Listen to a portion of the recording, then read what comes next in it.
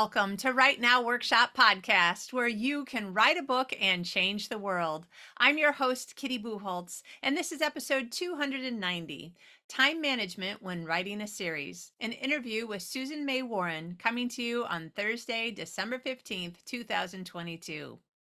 As I mentioned last week, I'm very excited to be back with you. Hopefully, I've got most or maybe all of my technology issues in my past. Now, technology is an ever changing thing. So, obviously, all of my issues aren't in the past forever, but this year's issues are pretty much in the past because this year's almost over. So, yay!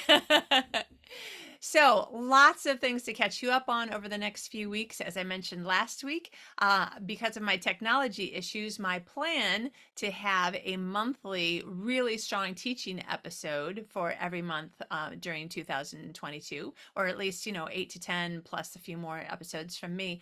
That didn't exactly pan out the way that I expected it to, but we ended up with 3 fantastic interviews that are now just going to be back to back in December. So we've got another great interview. And when I say interview, I'm just so used to saying it. But honestly, it's a great teaching episode today. And last week was a great teaching episode. And next week is a great teaching episode. So I think that that's really kind of going to be the direction of the podcast, like to have at least one good teaching episode every month.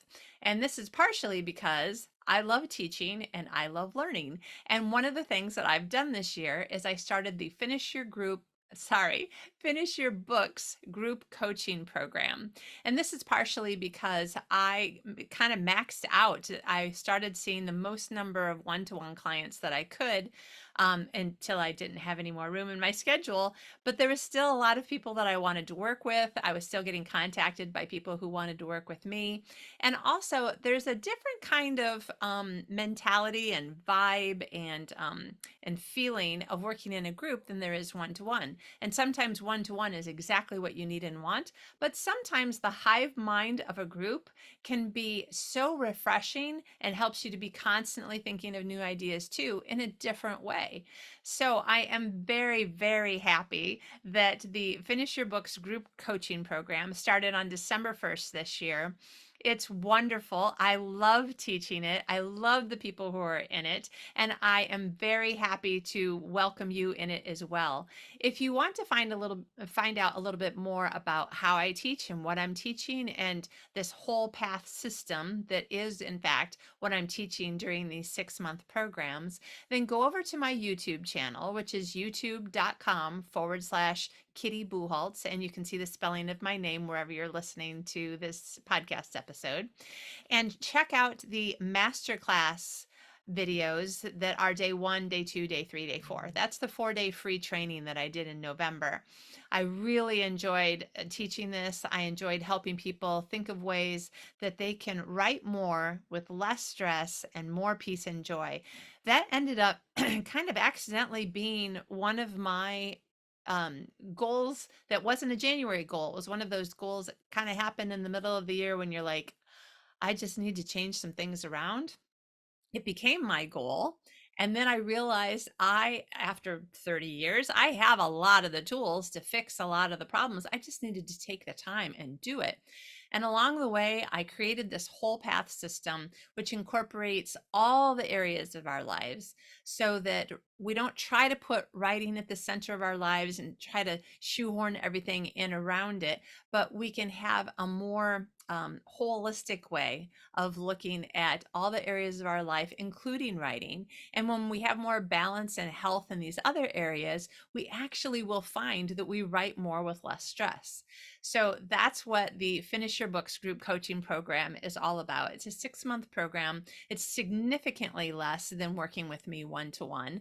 And the whole kind of group hive mind, you can tell I'm a little bit of a nerd. I've got my whole Star Trek reference going here. But this sort of thinking can be the right thing for you if you find that you really like being in a group and having your people and feeling like these are my people, this is my family.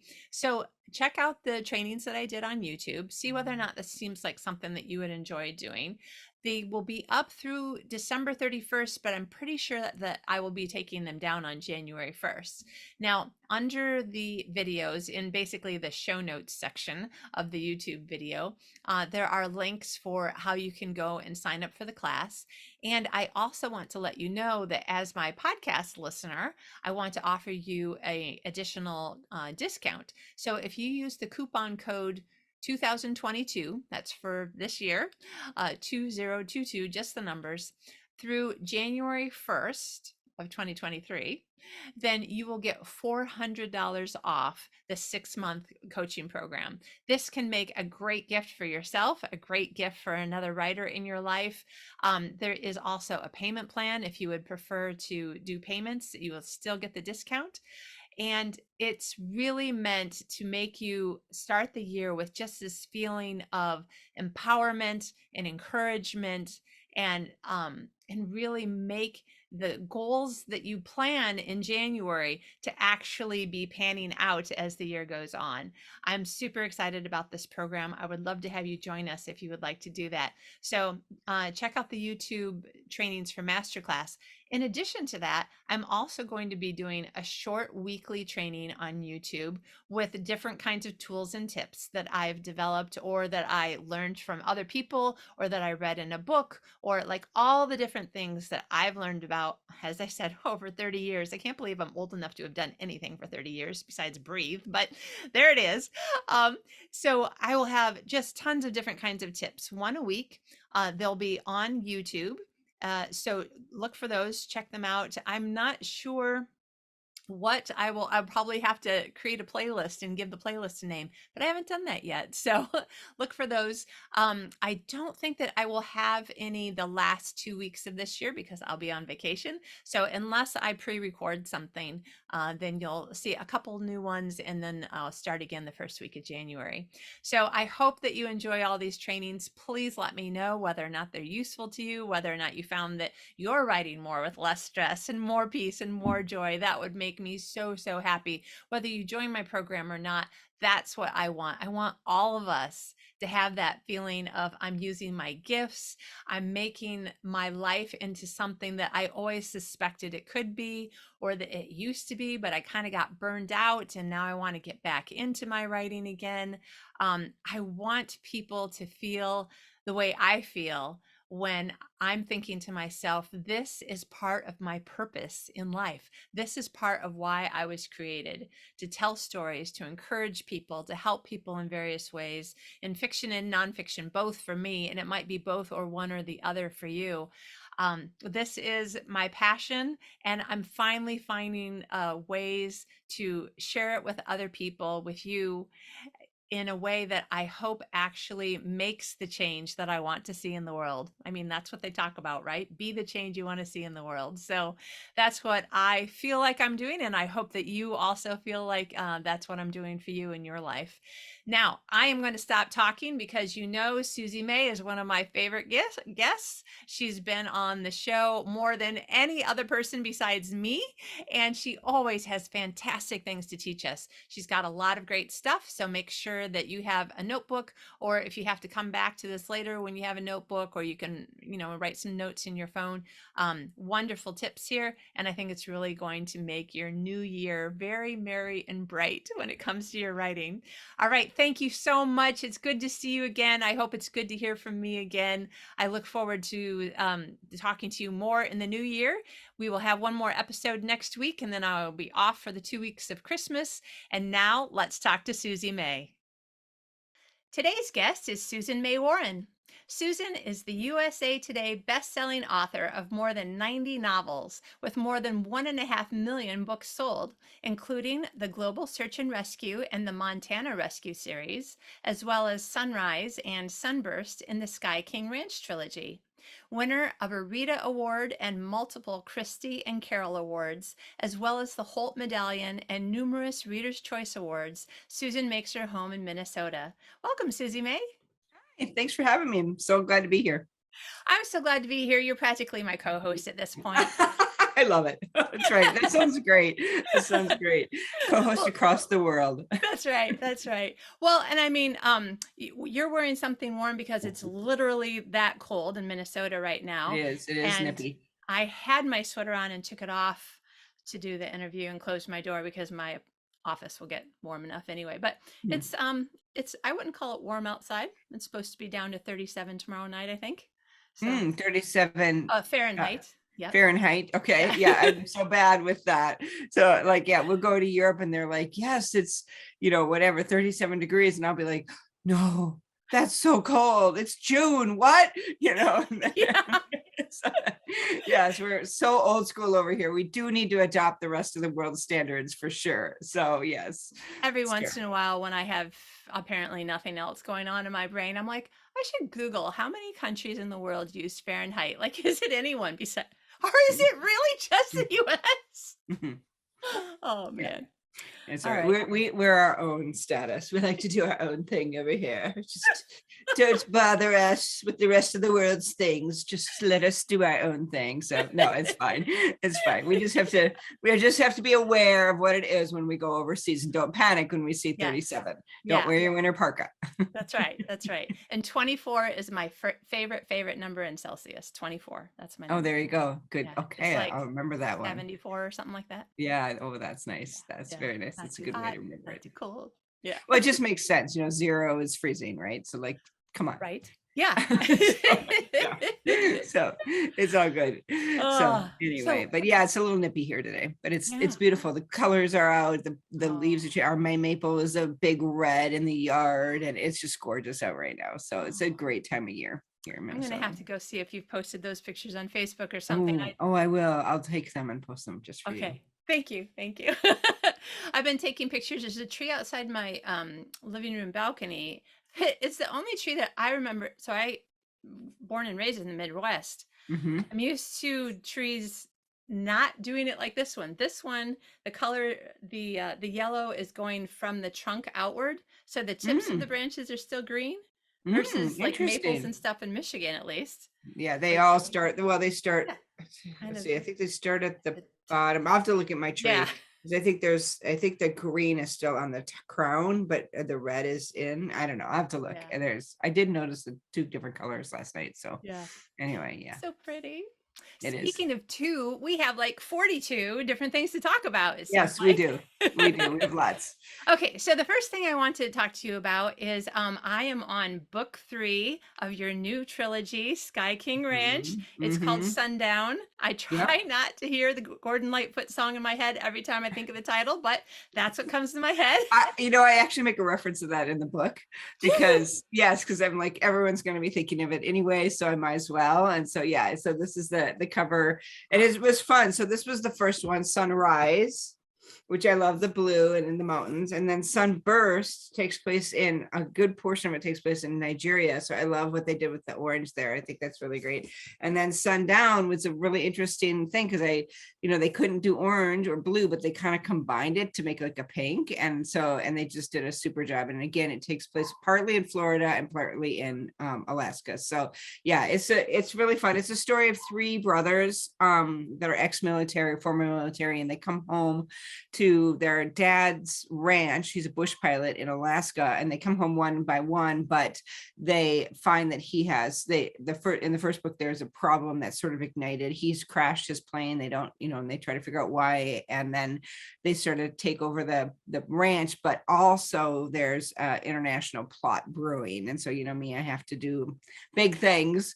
And so, we have small problems and big problems, right? And so they have their smaller relationship problems and family problems, but then there's a big global plot. So by the time you get to book 3, that whole plot is sort of taken over, and they are all over the world trying to save it. So, I've always got a plot moving around my books, and I've got some bad guys that always kind of show up, and they're always like doing something bad. And so every series you're like, oh, it's these guys again, but now they've thought of something new, kind of thing. So it's kind of like, it's like Pinky in the Brain or something. There's always the same bad guy, right? So anyway, but they're always, there's a nuance on it. So it's very fun. And then to complement this series, I wrote a 3-book trilogy this summer where, you have this big series with this kind of arc over it, and you can read them separately, but it is nice to read them together. And then kind of fitted in there is this 3-book trilogy about these other characters, but it interacts with the main plot. So it's kind of a fun little add-on for people. So yeah, it's fun. So anyway, I love these stories. I love Sundown. It's a really fun story. The hero's name is Colt. The heroine's Taylor, and Colt was recently captured by the Boko Haram and is recovering from that and trying to figure out what he's going to do with his life. He's kind of a wild card, a little bit of a kind of a rogue, and he takes on this girl named Tay to protect her. So it's kind of a woman in jeopardy kind of story. And then of course that transitions to saving the world. So anyway, it's a really, really fun story. Yeah. And I have to say that I love that the boys are triplets, or the guys, I should say. The guys are triplets, but they're really completely different characters. Like, it's not like I mean, just like my husband and his twin brother, like they're so different, honestly. And Colt has got like he really does. I mean, he considers himself kind of a black sheep of the family, and he kind of acts like it. He's got a lot more, kind of, as a woman, I would say he's got a lot more bad attitude. But again, I don't know, your book is just stuck in my head. This happens nice. I really like your book, so I suppose that it's just a ginormous compliment. But the things that I say, you might be like, that's so weird, Kitty. So I was doing my HIIT workout in my dining room, because that's where we started exercising after COVID. Sure. Of course, because that's where you do everybody exercises in their dining room after COVID. Yeah, that's right. And so my husband had created this playlist for me, and it starts with Duck and Run by Three Doors Down. And I'm sitting there trying to do this really difficult kind of sit-up type thing. You do not want to start laughing when you're doing sit-ups, because that's the wrong muscle. Now you're using the muscle for something else. Yeah, right. Exactly. So whoever is singing it on Three Doors Down, I kind of hear in my head, it sounds like this, but they're singing it. But in my mind, I hear Colt saying, "I've told you 1,000 times I'm not running away." And I'm like, and I start laughing, and I can't do the sit-ups. That's awesome. That's awesome. Wow, he's in your head, inhibiting your life already. Exactly. People, you got to read these books. And as a reader, I will say that, of course, you do a great job of reading books that are standalone, but honestly, I prefer to read this series in order. Like, I'm glad I read them in order, because then you'll hear about this other thing that you're like, oh, I remember that from that, or then you'll hear about this. I love that. Yeah, it is fun. It's I enjoy building on stories like that, and then taking those 3 and saying, okay, where can these boys interact with the world? So I do love that. But I do love building a series. The first book is always the hardest, because you're like laying the groundwork. Who are these people? What are their problems? Everybody who walks on the page with a problem, even if they aren't in the story, if they're going to enter the story at some point later on, they have a problem. So you got to know what those problems are immediately. And so anyways, it's fun. There's a lot of world building and character building that goes into story number 1 that you never see, because you're carrying it on to book 2 and book 3. So there was a lot of stuff that happened in book 1 that I set up, and then in book 2 was even more, because something big happens in book 3 pretty quickly, and and draws the reader in. So it was fun to build all of that, but it is a lot of work, but I think it pays off, because the readers then feel like they're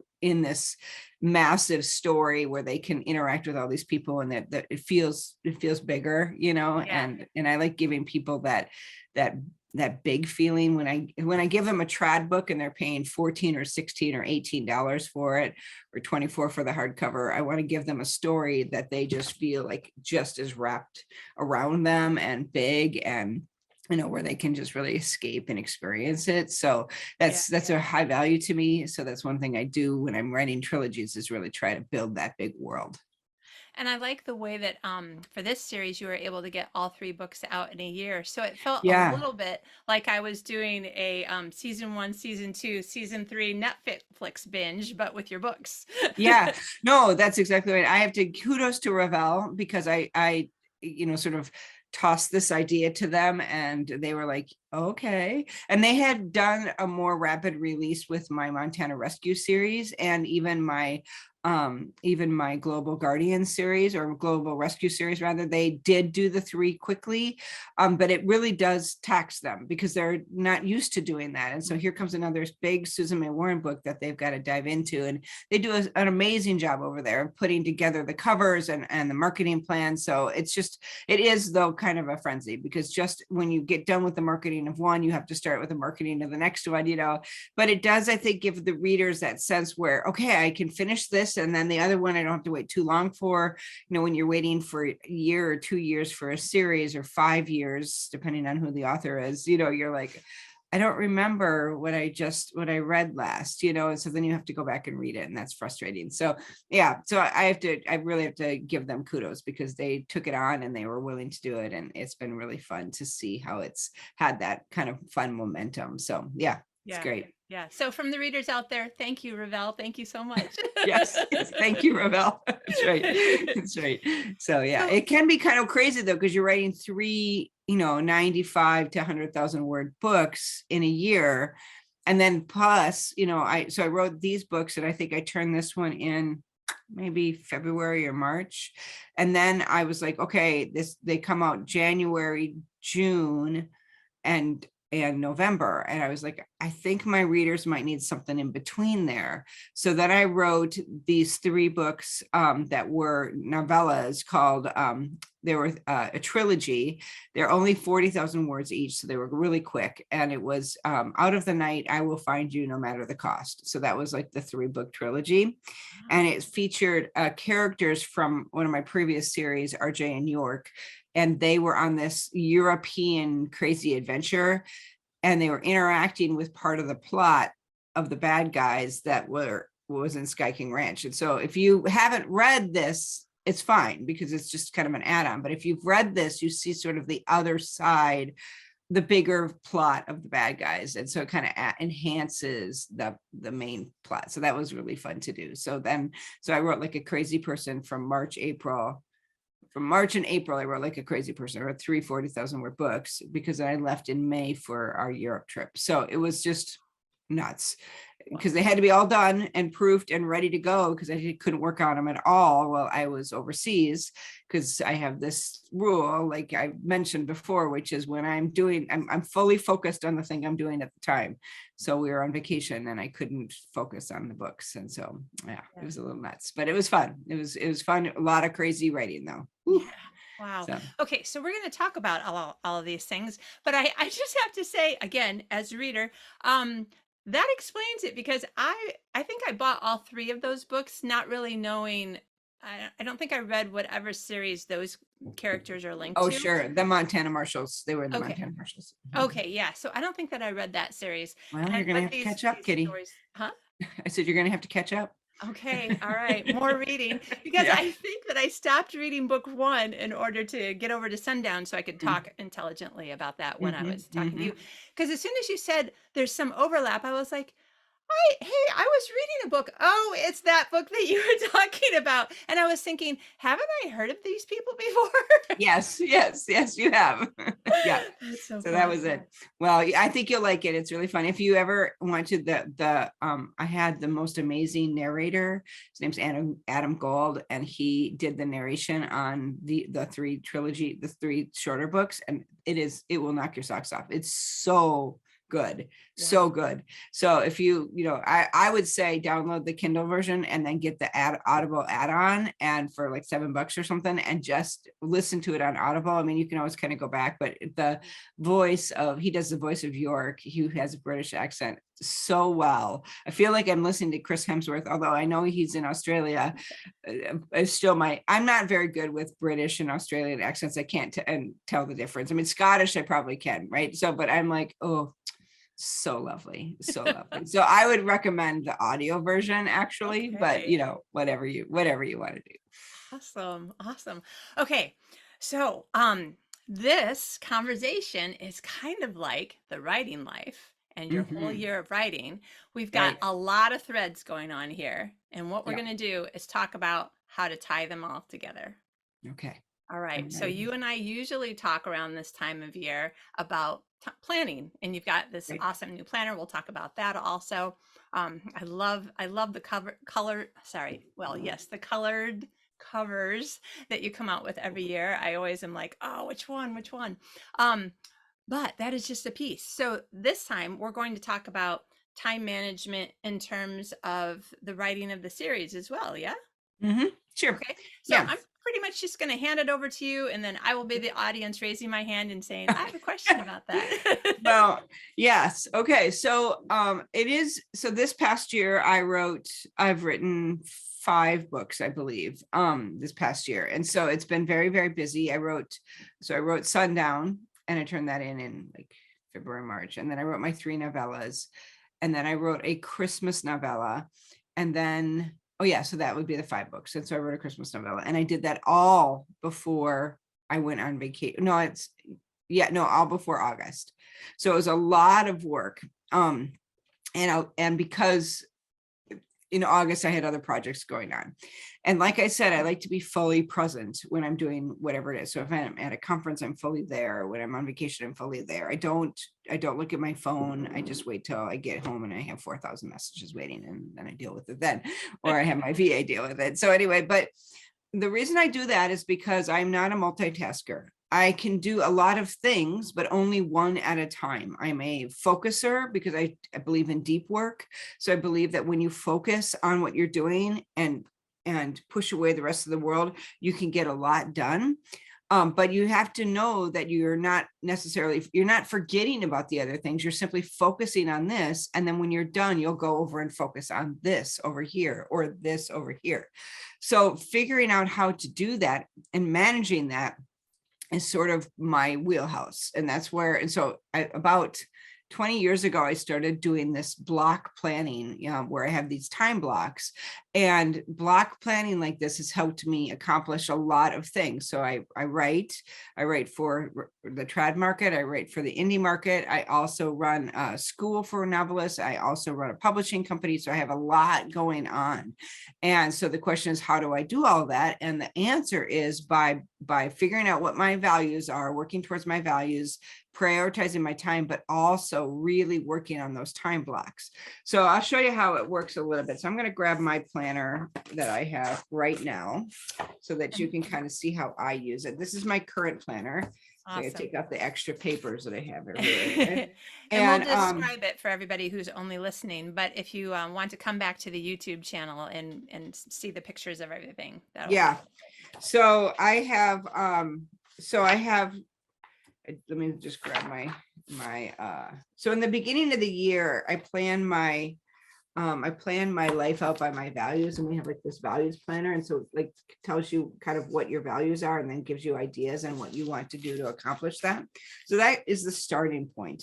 And then we have a time block, and I'm trying to look at, see, I don't know if my top time block for this year is filled out because I do the same time block every year. So I don't necessarily know that I will. Yeah, no, it's not. But the time block idea is, and this is the time block that's not filled out, but it's this idea that every hour of your day has a block, and you put in what you're going to do for that day. And maybe you need a 3-hour time block, or maybe you need a 1-hour time block, but whatever it is, it then lives in your weekly spread.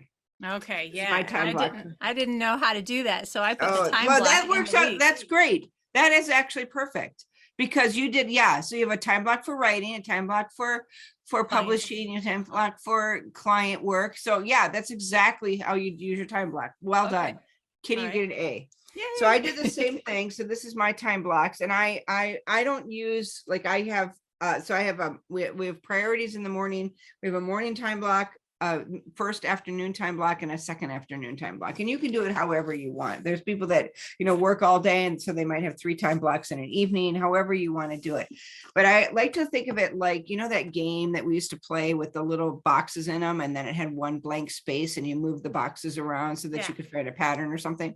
Well, it's kind of like that. You have your week, and your week has all these boxes of time, and you have one box that's free, right? And that's the key. You got to have one box that's free. So my Fridays are my free day. Friday, and I can move all sorts of things around. So let's say that, for example, we have, I have a full day, but let's say somebody calls and says, like yesterday, I had a author call and she needed about an hour of my time. So I was able to take that thing that I was going to do in that period of time and move it around. And so I could move it to a different time space. And then I was able to devote my time to her without being panicked about not getting something done. So when I am working on a project, like a book project, I look at my schedule and so this is the other thing. I know exactly how long it's going to take me to write a book because I have a formula, and my formula, I'm not a math person. I'm terrible with math, but I have like these formulas that work for me. So for example, I always write a 20 chapter book. And so if your book is 100,000 words long, every chapter is 5,000 words. If your book is 60,000 words long, every chapter is 3,000 words. And then I know, okay, every scene is about 1,800 words, 2,000 words, something like that. And so I'll say for a 5,000 word chapter, I'll write 3 scenes roughly to 1,800 words, something like that. If it's a 60,000 word book, I'll write my 3,000 word chapter will be 2 scenes, right? And so then I know it takes me about 3 hours, maybe 2 hours, 2 to 3 hours with all the research and everything to write 1 scene. So I know, okay, for one of my blocks, I'll write 1 scene, right? So during the course of my week, depending, I can count up how many blocks I'm writing. And usually I try to write 1 chapter a day when I'm in my big writing mode. And so, for example, on Mondays, it's all admin. It's just that all of the stuff I need to get done for the week. Tuesdays is all writing blocks. So I might have 3 writing blocks. That's 3 scenes, right? So that's a whole chapter. Now, if it's a 60,000 word book, I can still do 3 writing blocks. I just write chapter 1 and the first part of chapter 2, right? And so then Wednesday's an all writing block day for me. So again, I'm writing at least 3. Sometimes I write in the evenings on those days. It depends on what's going on with my husband. I'm an empty nester. So my husband is, it's just he and I. So we don't always do stuff in the evenings together. He's sometimes watching a sailing show or working on the house or something. And so sometimes I'll write in that writing block. And so then I could get 2 chapters done, so to speak. Yeah. So then I do all day Wednesday, and then I do a Thursday morning block. So I've got roughly, if I use the whole day, I've got like 7 blocks there for sure. And then Thursday afternoon, I work on our class for Novel Academy, and then Friday's a free day. So if I've had a hard time, I can put a writing block in there. That's where I put all my appointments, all my massages, my chiropractor, go shopping, whatever it is that I want to do that day. Maybe I have another project I need to work on. Maybe there's a class I'm taking. I do that on Fridays. And that allows me to have at least 2 days where I'm really blocked with my time and I can be fully invested in that time. And I could get, I usually get at least 10,000, if not 15,000 words done a week, which is not that many. But if I add Friday, now I'm talking usually 20,000 words a week. And if I'm writing a 60,000 word novel, then that's only 3 weeks of work.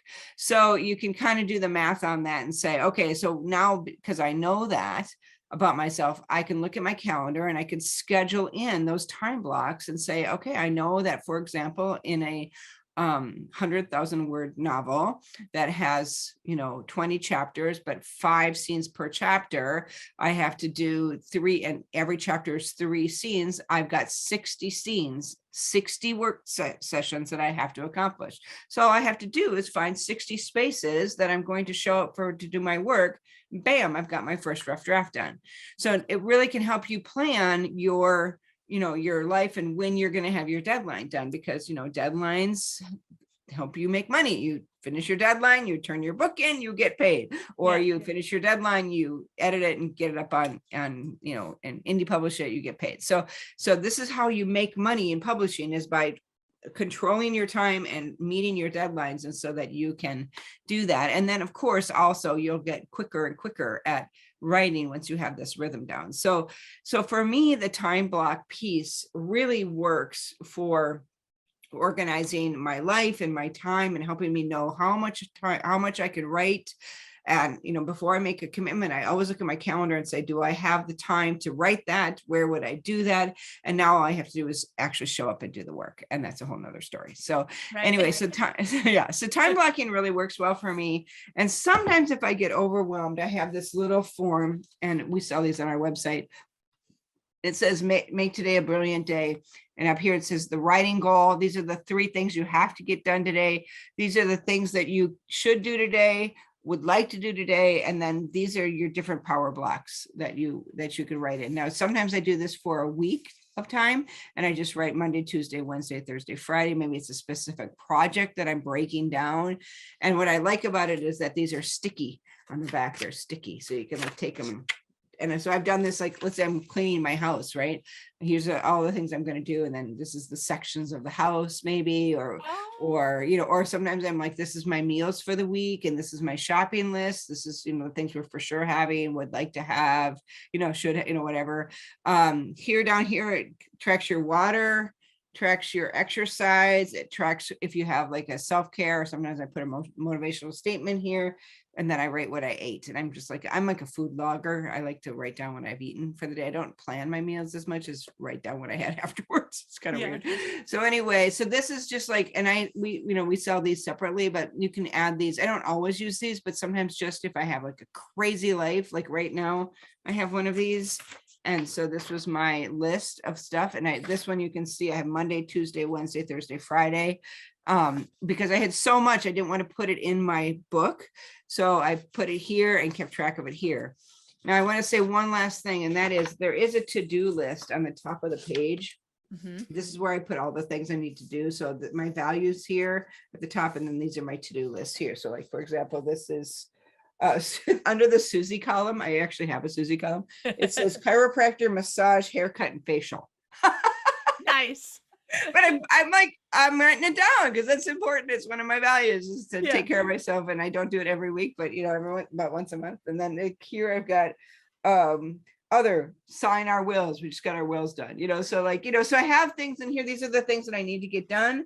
And then I take this and I transfer it down to here into the blocks. And so that's how that happens. So, we have a whole program for how to make this happen at mybrilliantwritingplanner.com, and it lives at novel.academy. But it's just a way for you to organize your life so that you're living by your values every day, and you've kind of got a life plan. And obviously things change. That's why we have the freedom to move blocks around. But I always feel like if we are living by our values every day, then we go to bed without regret, because we say, this is the day that I live by my values. And so it starts at the very beginning. We have a little step-by-step plan where you figure out what your values are, because our value, we're not saying don't lie, don't steal, don't commit adultery. That's not the values we're talking about. We're talking about like family, health, your business, whatever it is that are things of value to you. And so then, maybe it's getting involved in the local homeless shelter, or, connecting with a certain amount of friends or whatever. So you can be very specific about what your values are, and then live by those values. So anyway, so that's basically the planner in a nutshell, and how I plan my writing inside of that. Yeah. Okay. Now, what do you do with the time? How do you block the time that, first of all, just so everybody's clear, you've been doing this for a really long time. That's why you know about how long it takes you to do Yes. things. Okay. Right. So for instance, I've been writing fewer years than you, so I have a fair idea. I know that a bad day, I could get 500 words done, and a great day, I could get 4,000 words done. That's a huge range, but I also have an idea of what days are going to be the good days, the bad days, based on everything else I have to do in the week. Right. Of course. So these are some ways that people can weigh, like giving themselves some guesstimates, right? Right. What I would do is I would set up a writing block. So I'm also extremely rigid maybe about my time writing block. So when I'm doing my writing block, I turn off all my notifications. My phone's on do not disturb. I listen to music. I close my door. I used to have a sign on my door for my kids that said, "Cry me a river." And basically it was like, if you're not bleeding and the house is not on fire, then please don't come in. And when they did come in, they had to knock, and then they had to sit down on my chair, and they had to wait until I looked up and said, "Okay, speak." Yeah. because otherwise I said, I cannot be held accountable for any nodding that I do as I'm writing and listening to you, because I am actually not listening to you. I'm falling off a cliff or something, Yeah. and so I'm very, and my kids were very respectful. I had this concept: if I respect my children, they will respect me. And so, we had, so I talked with my children with respect, and I treated them with respect. I gave them choices about their lives. I set boundaries, but they were reasonable boundaries, and it wasn't like when I say respect, what I meant is I understood that they were a human being and they had needs and wants and cares that I needed to understand and respect. And so because of that, they transferred that to me, and they saw me as a human being who had needs, wants, and cares. And so they said, okay, mom is working, I need to respect that. So, things like that. And so I feel like if you build it, they will, if you esteem it with them or for them, they will esteem it back, kind of thing. Yeah. And so, but I was really rigid about that. And because of that, I was able to say, okay, this is approximately how long it takes me. And of course I got faster and faster, but basically that was it. Right. So having some sort of recording. So I also recorded, like, as you can tell, I'm a journaler. So I am always saying, okay, how long did it take me to write this? And so early days, I was like, I wrote this much, it took me this much time. Bam, bam, bam, bam. So just kind of recording that for a long time let me know how long it took me. Yeah. I also have a scene, I have tools like a scene starter. I know how I'm going to start my scene. I know the rhythm of the scene. I know what the tension is of the scene. I do all of that kind of stuff as I'm coming up to the story, or Okay. maybe some pre-writing for about 20 minutes, and then I start to write. So that also helps me a lot. Okay. I want to talk about that some more because that actually was one of my other questions, but I wanted to let people know whether you use one of Susie's planners, which is at mybrilliantwritingplanner.com. And no, there is no affiliate program, so I didn't get paid for saying No. that. But I've been using this for about 3-ish years, maybe 4, but I think 3. And so basically, Susie, you made a planner that was like what you would want because you couldn't find it, right? Right. Yeah. Right. So Yeah. whether you use Susie's or something else, every single Monday through Friday block starts with the very top of the column is word count goal, I think. And the very Yep. bottom of the day is word count. Yep. So for instance, if we wanted to, because all of this is based on your personality. So like, take what works for you, tweak what you're like, I don't know, I kind of want to try it, but not that way. Or don't use it all the things that you're like, no, that's not how I would do it. But I was just thinking that I haven't done this. I could write, my word count goal is, 750 words. And then at the bottom, I could put 783 words and it took me 93 minutes or something. Right. Right? Right. Okay. Yep. But then also you've got this wonderful thing that, of course, I love the planner. It helps me remember a lot of things, but I don't actually have time to do I hear all you. the things It's that got a lot of does. stuff in it. Not every, and you might not use everything every month, right? Yeah. Like the NaNoWriMo month, you'll be like furiously writing it down, and maybe other months Exactly. you're not. Depends. Yeah. So at the beginning of every month, there's about 35 squares or circles, or at one year there was like leaves in the fall and snowflakes in the winter, Yeah, stuff we like did. that. We did. We And simplified it. and you can fill it in however you want. I think that one way is to consider each block to be X number of words, 100 or 500 words. I Yep. just put how many words I wrote that day. So on the 10th, I wrote 1,127 words, and I just Oh, there you put it go. in there. See, that's a great way to do it. Just write down the words. And so, I know I've done like with chapters, like I'll just fill in, I've done this many chapters, and you do it how you want, but it's kind of a Yeah. good way to keep a count at it, so that way you can see. And then once you understand how long it's going to take you, and that, I think that's the panic for people.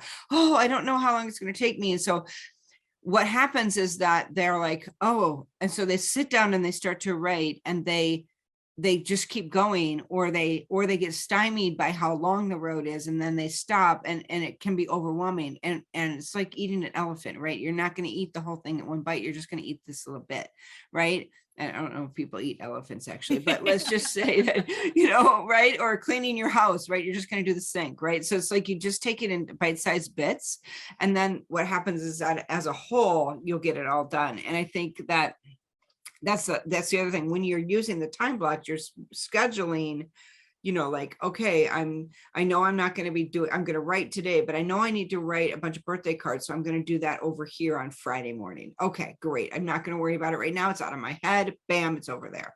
Right. And so it also is a way for you to sort of part out all the things that are floating around in your head into the right sections. And then you just say, I will show up and do that when the time comes. When the time comes, if you sit down and go through your Instagram reels, instead of writing the birthday cards, then you have cheated the birthday card spot, or whatever. And so, so you have to, it is a little bit about self-discipline, but once you have, it's sort of like budgeting, right? A lot of people are like, oh, I don't have any money to spend on clothes, or I don't have any money to go on vacation. Well, you do if you allot that money and you save it up and you've got, $10,000 in the bank. And then when you go on vacation, you're not like, oh no, where am I going to get the money? You have the money. So go ahead and spend that money, have the freedom to spend it because you saved it and it's your money and it's, whatever. But a lot of people don't have the budget allows you to spend stuff, basically. If you've got the money, and because you've portioned that part out, you're not taking it out of a big chunk and you don't know where it's going, right? You take it out of the clothing envelope. You say, well, I've got $500 in the clothing envelope. I can go buy a coat, or whatever, instead of going, oh, I need a coat, but I have no money. You probably do. You just don't realize that you haven't set it aside. Right, exactly. And so time management, what you're saying, or at least what I'm hearing, because this is what I think too, time management and money management is very much the same. Like we can do anything we want, we just can't do everything we want at the same time. Right. So, so for instance, I'm going to circle back again. Okay. So because you have a lot of experience, how long it takes you to write your scenes and chapters and stuff. Yes. So let's go back to say like when you were figuring out so you were 5 or 10 years in and you were figuring out how you wanted to arrange your time so that you could figure out how many books you could write, particularly you're a wife and mom and had everybody has other responsibilities in addition to writing, whether it's a job or whatever else. Okay, so there's a certain amount of time that will go into just figuring out your story, and then a certain amount of time that goes into figuring out your scenes so that you're not using one side of your brain to be brainstorming while the other side of your brain is trying to write and doing it at the same time. Though, as I understand it, a lot of people who prefer the write by the seat of your pants discovery method are kind of brainstorming and writing at the same time. I'm not really sure because my brain doesn't do that. So I'm not sure if that's how they're doing it. But can you kind of speak to how do you get to the point, like how much time do you set aside so that you can get to the point where now I'm going to start writing chapters, or scenes? Well, for when I'm like right now, I'm in the middle of creating a story, so I haven't started writing yet. So yesterday was actually travel day for me. I was traveling and I got home and I did some work, so I had to adjust my week, right?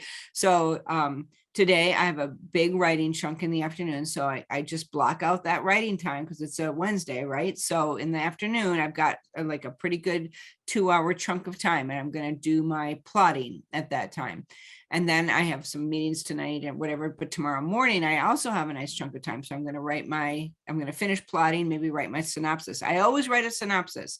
And the reason I do that is that I like to know that I know the story. It does change as I go, but at least I've got a general itinerary of what's happening. And then it allows me to put chapter by chapters in so I can see how the story is going to flow out according to the rhythm of the story. So then I write the synopsis. And so then Friday, unfortunately, I have it all filled. Otherwise, I would start writing. But starting next week, I've decided that I'm going to take a couple extra days to write next week. I'm not going to teach next week. So I have all day Thursday. And then Friday, I'm going to write as well. So it's like I've rearranged my week. Now, so I give myself usually a couple weeks. Like for example, when I know a story's coming up and let's say it's a month out or 2 months out, I'm already doing research. So in the evenings, I will often, so I have a morning quiet time. And in my morning quiet time, after I get done with my Bible reading and prayer and worship and all that stuff, I usually read a business book. But sometimes I'm reading a research book. I give myself about 20 minutes or a half hour to read a book that has to do with my business. So sometimes it's canines, sometimes it's Alaska, sometimes it's accounting, it depends on what it is that I'm doing, but that is my business time. So I do my research at that time. And at that time, I'm taking notes. I have a notebook, I keep a notebook at all times. And so, and my notebook always has tons of researchy stuff in it. And so I always keep a notebook with me and for the year, and it has just a mishmash of everything in it, but I'll do my research in there, and then I'll keep it. A lot of times I keep it on my, in my planner, actually. Let's see if I can show you a page. Okay, so this is a good idea. So the planner has pages that are open, and this particular planner, that's my landscaping plan, but I just wrote it in my August open page, right? So it's like I have everything with me. So like here, this is notes from a book called The Art of Six Figures. So there's my notes for that. So it's like I have notes all over my notebook. And also the neat part about the planner, not to sell the planner, but it also has notes in the back. It's called the story crafting section. Right. So there's a story crafting section. And so then I've got, these are some business notes that I took. And then inside the story crafting section is the page. Let's see if I can find it. Okay, so then here's the notes page for book 2 of my trilogy this summer. And then here's the actual plot and the other pages for it. And then here's the characters. See, so I'm writing all that stuff in the back or wherever in my notebook that I want to do it. And we've left a lot of white pages in the notebook for people to be able to do that. Yeah. So I'm doing research until the point where now I'm ready to plot.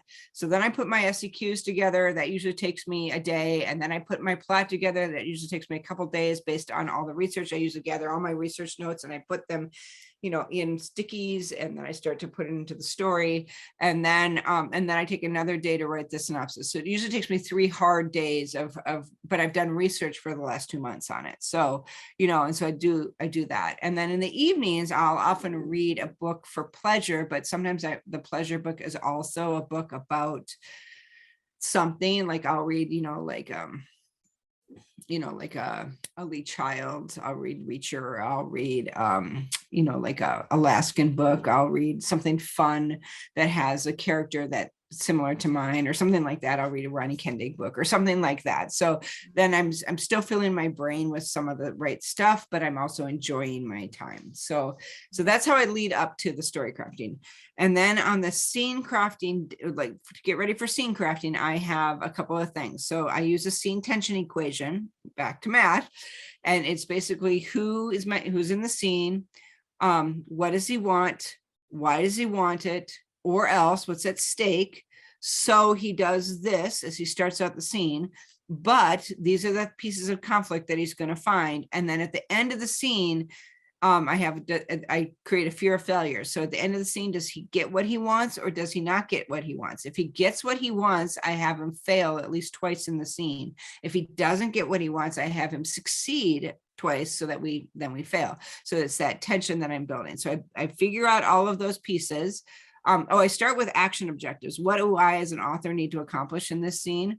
Then I go to the scene tension to figure the scene out. And then I have a thing called SHARP. It's stakes, anchoring, or stakes, hero, and identity, meaning their emotions as they walk into the scene, anchoring with story world, run, meaning they start right away, what's going on as we open up the curtain, and then P, what's their problem as we start the scene and the problem as we end the scene. So I have these little cheats that I write down and it gets my brain into the scene. And then sometimes I'll even talk out the scene to myself a little bit, like we're going to do this, or I'll call my writing partner, Rachel, and we'll talk out the scene. And then bam, I just start writing it. And I don't get too picky about how it's laying out. I just start it. And then if it's super boring, I'll be like, oh, I hate this. And I'll find a first line that I really love. I'll put that at the top and I'll start rewriting it a little bit. But I really am I really just let myself write. I just free flow writing, just like the whole thing. And even if it's bad, I'll write, this is terrible. And I'll just keep going. And that way I know I'm not trying to find perfection on the first line. It's just a gloppy mess, and then if I have time at the end of the scene, I'll go back and I'll sort of clean it up a little bit and, grammatically and spelling and move stuff around to fit better. But then I just kind of let it sit. And sometimes I'll have like review days. So a lot of times on Fridays, I'll take the scenes that I wrote that week and I'll read them through and I'll kind of rearrange them. So maybe I'll give myself an editing day where I'll be like, okay, I've done 3 chapters. I'm going to give myself two blocks that I'm just going to read through the chapters, or 3 blocks. I'll read through the chapters. I'll clean them up even more, move them around even more.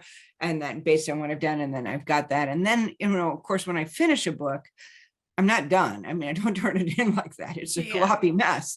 So then I go back and now I've taken notes as I've gone about things I want to change. And I'll go back and I'll start my rewrite. And I usually do 1 chapter a day during my rewrites. And it's the same thing, 2 hours here, 2 hours here, 2 hours here, whatever. And so even though the book has taken me, a month, 3 weeks to a month or 6 weeks to write, I need another 6 weeks to do the editing. But by the time that's done, it's pretty clean and pretty ready. And so then I send it off to my proofer or my editor or whoever at that point. One of my other tricks is that I always read it. After I've done all of that, I transfer it to my Kindle and I just read it like a book. And I take notes as I'm reading it to other things that stand out. But if I've done that, now I've experienced it as a reader and I can feel the emotions and this sort of thing. And then I'm ready. Yeah. So it takes about 2 months, I would say, to finish, 2 to 3 months to finish 190,000 word book. Okay.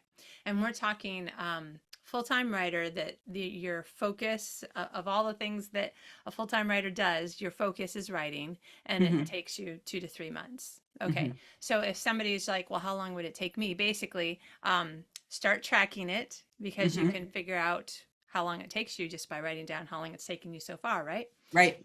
And then look for ways, some tips maybe that you've shared that other people haven't tried yet, or other tips that they can find from other writer friends or other books. And just look for ways where you realize, well, this took me 6 months last time, but it took me 5 months this time. So like, what did I do and how can I repeat it? Right. Okay. And give yourself, like, this is why I'm like the checklist girl, because there's no way I could keep this all in my head. I mean, the reason I have acronyms is so I can remember them, especially when I teach. I'm like, I have to have an acronym. Otherwise because I don't teach with notes. And so I'm just like, I got to have the acronym so I can remember what I'm doing. Yeah. Anyway, but that helps me a lot. Even when I'm story crafting, I'm like, okay, have I done my scene tension equation? Have I done my sharp, my, whatever, have I done I have all sorts of acronyms, and it just helps me remember. And I don't make myself remember it on the first pass. I'm just trying to get the story down. The other layers come in pass number 2 or pass number 3. You don't, sometimes I'm like, insert story world here, I don't usually do the emotion. I usually do the emotion at the time because I'm in the character, but I don't worry about story world at that point. I mean, I do somewhat, but then that's the second layer, and metaphor, second layer, these sorts of things come afterwards. Yeah. So, but yes, track your time, figure out how long it takes you to write a novel, and then sit down and do it. It really, I mean, I'm only really writing 3 days a week, and still I'm finishing a book in 3 months, a 90,000 word book. So, and you've been talking, go ahead. Go ahead. No, it just doesn't have to take you that long when you focus on your time. Yeah. And you've been talking in terms of Monday through Friday. So it sounds like you've found a way to, sounds like you've chosen to have a 5-day work week, and you found a way to make it work for you. So you're not working on the weekends? No, actually my work week is about a 4-day work week because I take Fridays off. Okay. And so, but sometimes it spills over to Friday, like I mentioned. And then I take weekends off. So Saturdays is always a family, it's usually a project day because we're big remodelers. And so we usually are working on a home remodel. And then on Sunday is a day of rest. So I always take Sundays off. And if I may tease you just a little bit, it's a day of rest in football. Is that right? Well, it is, and we've pulled away from football just a little bit. Really? I used to get all these emails from you with like pictures of the family in front of the TV. Yeah, when the kids were here, we did it a lot. In the last couple of years, football in America has gotten really political, and we are not interested in all the politics of it. And so we kind of got tired of watching all of that stuff. And so we pulled away, but now it's kind of tamed down a little bit. So we're back watching it again. And but it used to be that our lives revolved around football because our sons played football. So we had Oh, football all weekend long, so we would go to their high school games or their college games or whatever. And then on the weekends, our family relaxed by watching football. So it was kind of a family friendly activity for us. yeah. I still love football very much. But sometimes my husband and I will go on a bike ride or something on Right. Sundays. And so it just kind of depends, what we're doing and where we're at. But we do watch football with some very good friends. And so we'll go over to their house and watch football. So Yeah. yes, there is a lot. I used to watch football. Like I'd start in the first game and I would go all the way through Sunday night. I watched like 4 games and I loved it. I still love football. I love college football, especially. So a lot of times Saturdays, well, I'll watch the Gophers because Minnesota, I'm a U of M alumni. So I Yeah. watch the Gophers and we have gone to games with friends as well. And so it's really fun. So I still watch football. I'm just not quite as crazy focused on football anymore. I Yeah. do let other things into my life now. So Yeah. And life changes, ebbs and it flows, does. and now you don't have anybody else living at the house but you and your husband and the Yep, dogs. we're empty nesters, so there's And the nobody around. Now, rabbits. my kids will come over and watch a game or something with me or watch a movie or something, but they all have their own lives now, so they Yeah. go do their things. Yeah. So just to kind of reiterate, if you are in the middle of having your life shift and change, whether you're moving to a new place or your family size is increasing or decreasing or who knows what, like just keep in mind that it is okay and in fact a good idea to relook at your habits so you don't try to do what has always worked and now you're so stressed because it's not working. Well, maybe it's because now it needs to work a little differently because your life has changed a little bit in other ways. Is that one way of Yeah. looking at it?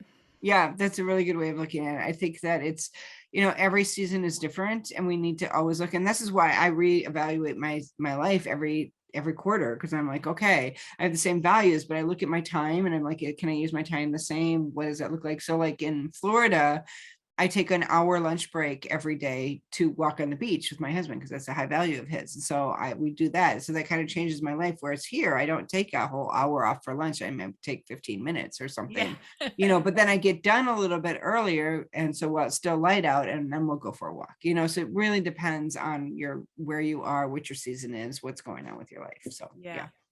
Okay, so a few things that you've talked about. Some of the people in your membership group probably know exactly what you're talking about, and other people are like, I don't know what she just said. So Yeah. when you talk about SEQ, this is from your Oh, book that you wrote, right? right. So this is from the story equation. I will grab it here. The story equation is a little writing book that changed my life.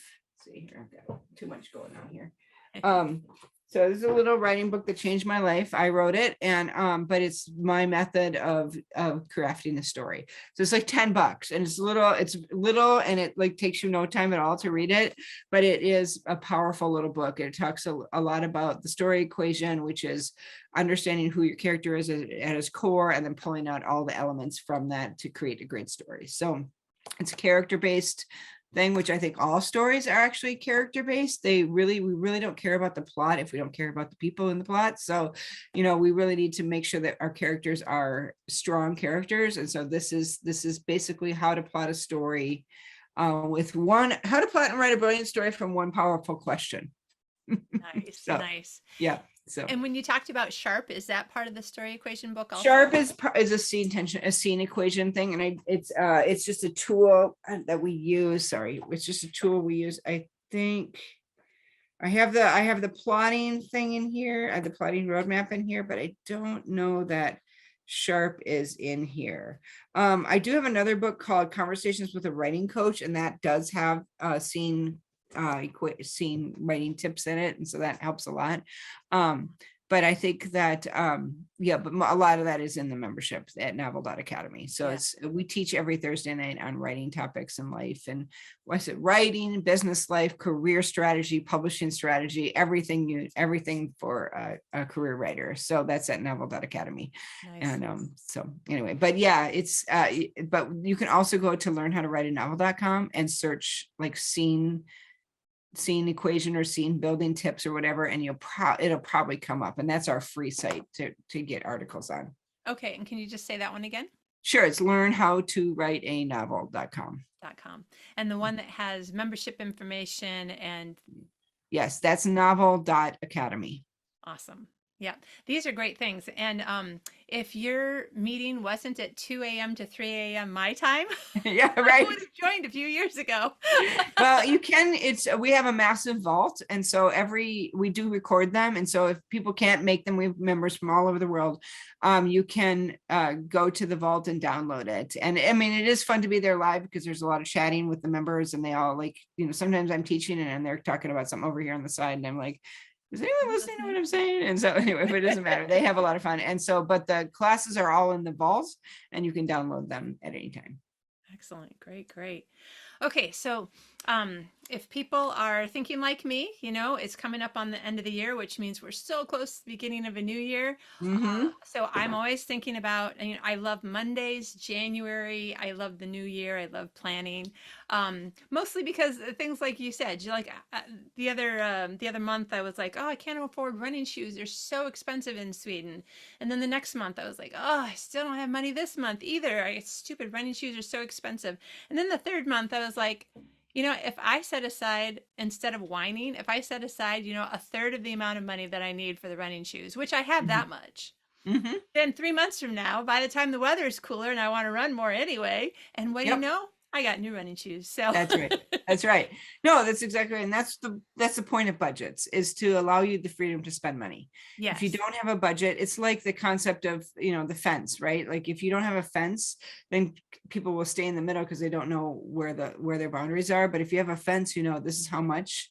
So having a limit on things is not a bad thing. You put a limit on it so you can go all the way to that limit if you want. Yeah. And if you're really lucky, like I saved up 2,000 kroner. That's the Swedish money here. It's around the equivalent of around $200 because the last couple of shoes that I bought were about $185.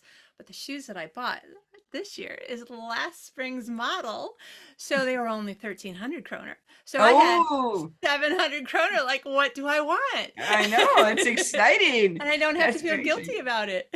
That's exactly right. Well done, Kitty. Well done. Thank you. Thank you. Okay, so now turning that back over to time as well. Like, you don't have to be a planner. We're not telling you to work against how you normally think. We're asking you, think about the ways in life that you have gotten the most amount done. You've been joyful, peaceful, happy, the least amount stressed. Now, how can you make that more? How can you make it better? How can you improve on it? And that's why we're talking about time management every fall, so that people can not do it Susie May's way, not do it Kitty's way, but we want to help you come up with the way that you normally think best and improve on that. That's right. So starting at the beginning, it takes you as a full-time author a good 3 full-time days to plot out the book. And then it takes you, tell me, there was some time that you think through what you're going to do before you write the scene. It takes me about a month or a month and a half to do the research, and I'm, at about a half hour a day, maybe an hour a day, depending on what I'm doing. Plus I'm reading books set, like if I know my book's set in Africa, I'll read Africa books, stuff like that. So it takes me about 2 months to do that. And then once I sit down to write, it takes me about 3 months from start to finish. So but that's on a big book. On a shorter book, it might take me less time. So, but I think everybody has to find their rhythm. And I there's a word that you said, and that was, improve on. And I sometimes think I not that that's not a great idea, but sometimes I'm like, I just need to hone it. Like, it's like, okay, do I, it's like, let's say I make dinner, and my dinner is a good dinner, right? And so it's, it's got all the healthy ingredients. Do I need to improve on it, or do I need to repeat it? Because sometimes people they do something great and then they're like, oh, I can't repeat that, right? And so it's like, what if you just took all the things you did well and you figured out a way to repeat those things, right? And so we're not asking you to add to it, or to that what you're doing isn't good enough, but rather we're helping you take the things you do well and say, how do I repeat those things on a consistent basis, Right. because you already have greatness, inside you.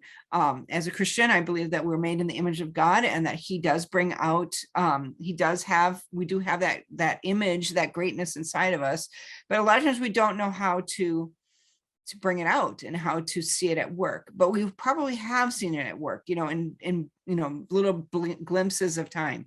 So how do you live that life on a regular basis? And I think that's knowing that occasionally you're going to fall down. Like I didn't fall down last night, but I quit work at 6:00 last night. And I went down and watched the last 2 episodes of Lord of the Rings. It was like really, really good. But, and I ate a pizza, so it wasn't like I was, super healthy and didn't take, I didn't take a walk yesterday, this sort of thing. You don't have to do it every day, but, on those, but just kind of consistently, what are the things that you're doing well, and how do we help you, or how do you recreate that into the life that you want to live? Yes. That is what we hope that you got out of this episode. Yes. Yes. So yes. And just remember that, I always like to think that, my life is, I don't have to make a massive impact every day. I just have to live my life according to my values, blessing the people around me, work, in obedience to my faith. And that's good enough. You don't have to you don't have to make a wow every day. Just live a life according to your values, and that's enough of a wow. Yeah, I so agree with you. One of the other things, coming back to your planner, because this planner really does have in it all the things that if I had thought about making a planner, I might have thought about putting in it, because it's like all the things that I would want in a planner are in it. And one of the things that I really love, a lot of people will start every year with like a word that's important to them, or a phrase or a quote or whatever. And so at the beginning in January of 2022, I wrote down that my word was yes, but also joy and peace. Oh, that's great. That is great. My word for this year is rise and shine. So I have 2 words. Nice. Right. And the thing is that if you can go back to that, like if you pick something that that resonated with you and it continues to resonate with you, I've had a couple of weeks where I was like, okay, I need to go back to what was most important to me at the beginning of this year. I wanted more peace and more joy in my life. And I wanted the things that I do to bring me peace and joy more than stress, which is the bad habit that I'd gotten into for several years. And so I started doing some things differently the last 2 weeks, because I was getting really, really stressed, very unhappy. And also it was showing in my health, and that just pissed me off. And so I just made some changes to my schedule, and John would come home from work on the days that he works at the office, and he's like, how was your day? And I'm like, well, I didn't get done everything that was on my list, and I didn't get done as much as I wanted to, and that I really wanted to. Wanted to and really wanted to, obviously. Lists are so important to me. But I was feeling more joyful and more peaceful, even in the midst of feeling like just choosing not to look at it as being behind, but just, okay, this is going to take me longer than I thought. So I kind of want to encourage anyone who's stressed, especially stressed about your writing. Like, we need to just find ways to work with the way that our river is flowing right now. If it's very curvy, or if there's rocks in it, or if it's smooth and straight, I just want to help people to, I really want to help other people to have more joy and peace in their writing as well. Yeah, no, and to find beauty in their life, right? So like the writing journey is supposed to change you. It's supposed to make you grow. It is supposed to be challenging too, but it's supposed to be joyful as well. So finding that place where it is joyful, it could also be just changing your expectations and your definitions of success. Yeah. So, because not everything has to be like, I'm going to make $1 million, right? Maybe your definition of success is I've finished this novel and I did that. Not everybody can finish a novel, for Pete's sakes. Most people can't. Most people have first chapters, like 8 of them sitting in their drawer and never finish them. So yeah, there's that too. Exactly. I have published books and about 20 or 30 first chapters. I hear you. I have a number of proposals sitting on my shelf. I'm like, oh, I should send that in. Yeah. So, yeah. So I hope that this was helpful for everybody in Mhm, terms of like the whole picture of your whole life. mhm, And Susie May, I love chatting with you. I love chatting with you as like helping other writers who are listening to us, because I think we mhm, play off each other really well. mhm, And I mhm, just want to thank you for taking a whole bunch of subjects and kind of wrapping them up in a way that you're like, yeah, all of these things go together. And I see how mhm, I can, work with them all in my life over mhm. the next year. And also for people who might be listening to this and it's during National Novel Writing Month in November, Mhm, again, and I think one thing that you just said was manage your expectations. mhm, mhm. So, I think that's a big a big piece of peace. A big part of peace is managing your expectations. yeah, Mhm. yeah. So, where can people, we've mentioned a lot of things that you've been doing. Right, Where can people find, you've got novels. We want to know where that is. right. So if people want to read Sundown, or rather the whole trilogy, which I would totally suggest because it's really fun and there's really awesome guys that save awesome women and women who save them back Yes. and save the world and all the things. And then we're also in Alaska. So if all my books can be found at susanmaywarren.com. So go there and you can see all the books. Wonderful. To get the planner, go to myBrilliantWritingPlanner.com. This is the 2022. And There's this the is that we have different, 2022. we have different covers. So this is Yep. 2023, but you have different sizes, different covers. If you're interested in becoming a career author, learning how to get published, stay published, and build that career, go to novel.academy. We have a lot of free resources on there. If you want to just find articles on how to do certain things, we have an amazing website called learnhowtowriteanovel.com. Different bloggers every day, but also there's a huge vault of information there. You can just go to the search bar and search it. And then if you're an aspiring author and are interested in being published, I also have a publishing company that's kind of unique, where we take aspiring authors and we partner them with lead authors or multi-published authors, and we build stories together. So you can go to sunrisepublishing.com to learn more about that. So there you go. And then of course I'm on all the social media platforms. Awesome. And is that Sunrise SU or SO? Sunrise. Yeah. No, Awesome. yes. Sunrise. Good. Excellent. And your book Story Equation and your other nonfiction books on writing are also they can Amazon, and we are going to get them up on our store on our site pretty soon here. So, but Amazon or any of the other platforms, they have it. So, yeah. Excellent. Susie May, thank you so much. I love talking to you, but honestly, I love talking to you because no matter how much I think I know about a subject that you're going to be talking about, I'm like, oh, note to self, I'm going to try this. I'm going to try that. Yeah. Well, I love chatting with you too. We always come up with great ideas together. So thanks so much for having me. It's been really fun, and hope that everything goes well with you. And yeah, thanks so much for reading Sundown and wanting to share good news about it. I appreciate it. Excellent. Thanks so much for being on the show. Yeah, you're welcome. See ya.